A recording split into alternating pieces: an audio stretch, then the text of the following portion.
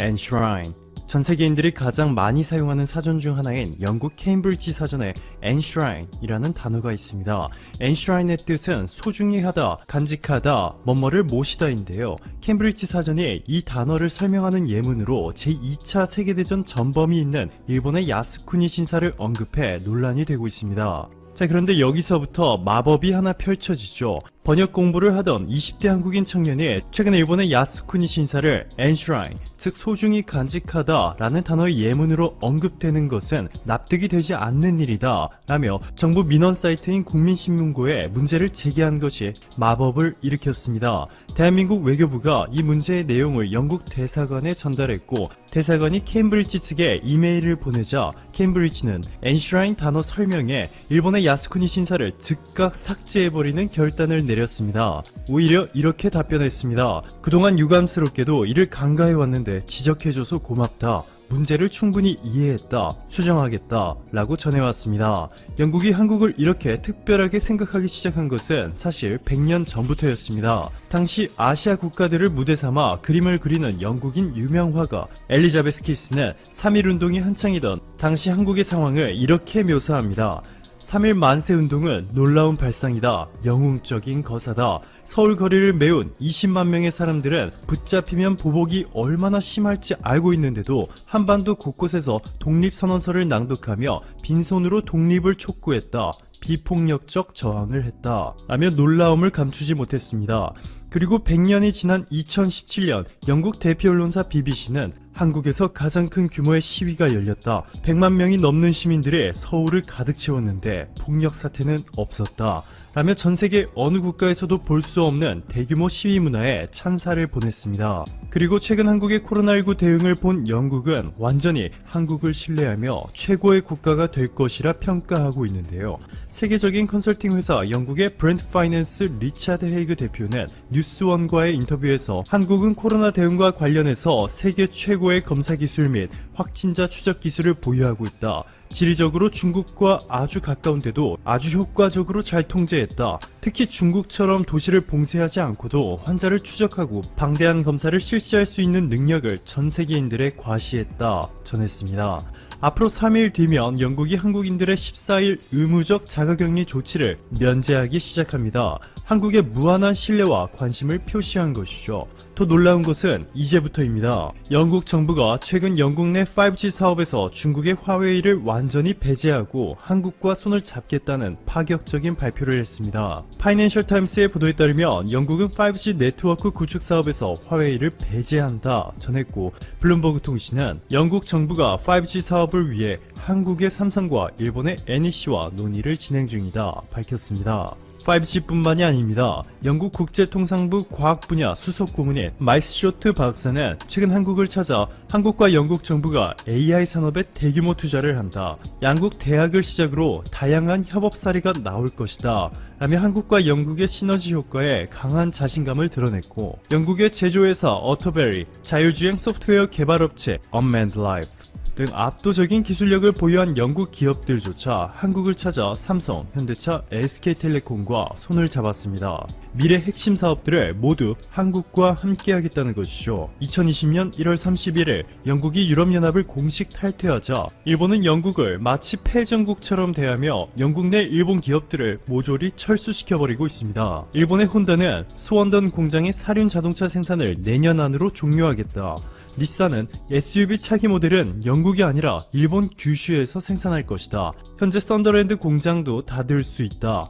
그리고 토요타까지 노딜 브렉시트일 경우 3년 뒤 영국 생산을 철수할 수 있다. 라며 영국의 심기를 건드리고 있죠. 반면 일본과는 반대로 유럽연합을 빠져나온 영국을 상대로 한국은 아시아 국가 최초로 FTA를 체결하는 데 성공했고 이를 주도한 인물이 바로 얼마 전 WTO 사무총장의 공식 출마를 선언한 유명희 산업통상자원부 통상교섭본부장입니다. 덕분에 한국 기업들은 일본처럼 영국에서 도망치지 않고 대신 무관세라는 특별 대우를 받으며 오히려 협력 관계를 강화해 나가고 있습니다. 인공지능, 미래형 자동차, 청정 저탄소 분야에서 세계 최강의 기술을 보유한 영국과 반도체, 화학제품, 철강 등 무려 63개의 종목에서 세계 점유율 1위를 기록하고 있는 한국이 앞으로 만들어 나갈 시너지가 얼마나 폭발적일지 한번 지켜봐야겠습니다.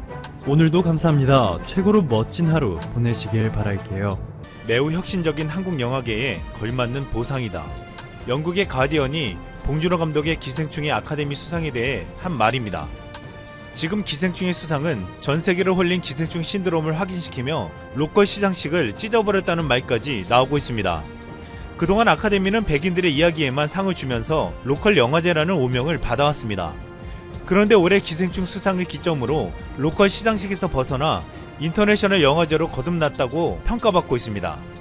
가디언은 또한 지난 20년 동안 한국 영화계는 체급을 불문하고 지구상에서 가장 역동적이고 독창적인 영화 산업을 이뤄왔으며 봉준호와 아가씨의 박찬욱, 영화제 당골손님 홍상수와 김기덕, 버닝의 이창동을 탄생시켰다고 평가했습니다. 할리우드 리포트도 지난 20년 동안 가장 독특한 영화의 본고장인 한국 영화가 마침내 오스카 영광을 누리게 됐다고 전했습니다. 그런데 세계적인 감독이라 불리는 박찬욱 감독은 기생충의 수상이 전혀 놀랍지 않다고 했습니다. 그냥 올 것이 온 것이라고 덤덤히 말했습니다. 박찬욱 감독은 문화일보와 인터뷰에서 봉준호의 수상이 자신을 귀찮게 한다며 이렇게 말했습니다. 봉준호 같은 재능의 소유자와 동시대 동정 업계에 종사하고 친구를 지내는 일은 크나큰 축복이지만 사실 적잖이 귀찮다. 기생충이 공개된 후 내가 아는 외국 영화인들이 자꾸 전화해서 도대체 한국 영화계에 무슨 일이 벌어지고 있는 거냐, 한국 영화인들이 먹는 무슨 약 같은 게 있으면 같이 좀 먹자 등의 말을 건넸다고 했습니다. 그런 그들에게 박찬욱 감독은 이렇게 말했습니다. 너도 다이내믹 코리아에 살아봐라. 지금부터 박찬욱 감독이 말하는 다이내믹 코리아가 무엇인지 살펴보겠습니다. 영화 강국을 자임하는 프랑스는 기생충이 오스카 작품을 거머쥔 것에 부러움 섞인 시선을 감추지 못하고 있습니다. 프랑스 권위지 르몽드는 박스오피스에서 조커에 한참 못 미치는 결과에도 불구하고 한국 영화가 수상했다면서 반면에 프랑스 영화나 마틴 스콜세이지 영화는 수상에 실패했다고 전했습니다. 프랑스 언론과 영화계는 올해 아카데미에 출품된 자국 영화 4편이 모두 수상에 실패한 것에 참담한 신경을 감추지 못하고 있습니다.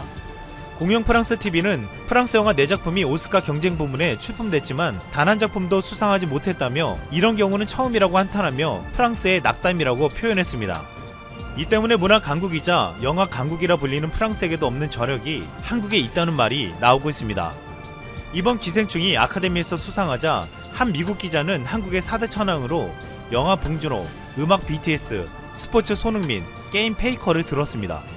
지금 전 세계에서는 기생충이 아카데미 수상으로 인해 K-드라마 중심의 한류 1.0과 K-팝 위주의 한류 2.0을 넘어서 방송과 음악 공연이 결합된 K-컬처의 한류 3.0에 이어 K-무비가 가세한 한류 4.0이 본격화될 것이라고 분석하고 있습니다. 영화, 드라마, 음악 등 한국 문화 콘텐츠의 경쟁력에 대해 외국 시장의 공통된 의견은 놀라운 기획력과 창의력입니다. 또한 한국의 작가, PD, 크리에이터, 아티스트들은 그 어느 나라보다 뛰어나고 우수하다고 평가받고 있습니다. 외국 전문가들은 한국인에게는 확실히 문화적 DNA가 있는 것 같다고 했습니다. MBC에는 복면가왕을 리메이크한 더 마스크드 싱어 제작자인 크레이그 폴레스티스는 한국 포맷은 신선하고 독특하다며 K-팝 음식 등 전체적인 한국 문화 유상이 높아지고 있는 지금이 포맷 수출의 적기라고 말했습니다. 그가 말한 것처럼 한국의 콘텐츠들은 보편적이면서도 한국적인 신선함과 독특함을 가지고 있다고 평가받고 있습니다. 한국의 대중문화는 대부분 외국의 문화와 혼합되어 혼종, 하이브리드 문화적 요소를 가지고 있지만 한국만의 확실한 색깔을 지니고 있다는 것입니다. 이번 아카데미를 정복한 기생충이 갖는 또 하나의 큰 의미는 바로 한국 정서를 담은 콘텐츠와 한국어 대사가 유럽은 물론 북미에서도 통했다는 점입니다. 또한 최근 K-팝으로 전세계 신드롬을 일으킨 방탄소년단의 노래 대부분이 한국어 대사로 되어 있습니다. 한국어 대사와 가사라는 언어 장벽에도 불구하고 우리는 그 안에 전세계인이 공감할 수 있는 콘텐츠로 그 벽을 뛰어넘었습니다. 한국어 가사를 사용하는 BTS와 한국 콘텐츠의 인기로 인해 이젠 전세계에서 한국어를 배우는 이들까지 증가하고 있습니다. 또한 한류 콘텐츠는 최근 유튜브, 넷플릭스와 같은 글로벌 온라인 동영상 스트리밍 플랫폼으로 더 빨리 더 넓게 확산되고 있습니다. 한류 콘텐츠가 인기를 끄는 데는 전 세계인들이 즐길 수 있는 보편성을 가지면서도 신선하고 독특하다는 것이었는데 그 같은 콘텐츠가 끊임없이 나오며 막강한 경쟁력을 가지는 이유가 있습니다. 한국 시장 내에서의 치열한 경쟁은 이미 널리 알려져 있습니다. 한국인의 경쟁의식은 그 어느 나라 국가보다 강하다고 평가되고 있습니다. 한 설문조사에서 경쟁에서 누군가 나보다 잘할 때 그 사람이 부럽다라는 질문을 하자 한국인의 지수는 3.7점으로 중국인, 일본인보다 훨씬 높게 나왔습니다. 이 때문에 경쟁에서 한국 사람을 만나면 무조건 피하라는 우스갯소리가 퍼지기도 했습니다. 그런데 그런 한국 사람들끼리 경쟁을 하니 엄청난 결과물이 나올 수밖에 없다는 것이었습니다. 사실 경쟁심이 높은 것은 부정적인 측면도 있었지만 그것이 지금의 대한민국을 만들었다고 해도 과언이 아니었습니다. 과거 자원이 하나 없고 가난했던 한국은 치열한 생존 경쟁에 내몰려 세계적으로 큰 사고를 쳐왔습니다. 1953년 한국전쟁 휴전 이후 2019년 GDP 세계 12위, 2018년 무역 규모 1조 1,405억 달러 세계 5위 수출국가, 88년 서울올림픽, 2002년 한일 월드컵, 2018년 평창 동계올림픽 개최 등 한국은 인류 역사상 전례 없는 기록을 달성했습니다. 이제 한국은 전 세계의 경제뿐만 아니라 문화에서도 놀라운 성과를 보여주고 있습니다. 전 세계인들에게 한류는 이미 일상이 되고 있다는 말까지 나오고 있습니다. 지금 이 시점에서 73년 전에 쓴 100번 김구의 글이 회자되고 있습니다. 100번 김구는 100번 밀지에 쓰여진 내가 원하는 우리나라라는 제목의 글에서 이렇게 말했습니다. 나는 우리나라가 세계에서 가장 아름다운 나라가 되기를 원한다. 가장 부강한 나라가 되기를 원하는 것은 아니다. 내가 남의 침략에 가슴 아팠으니 내 나라가 남을 침략하는 것을 원치 아니한다. 우리의 부는 우리의 생활을 풍족히 할 만하고 우리의 힘은 남의 침략을 막을 만하면 족하다. 오직 한없이 가지고 싶은 것은 높은 문화의 힘이다. 문화의 힘은 우리 자신을 행복하게 하고 나아가서 남에게도 행복을 주기 때문이다.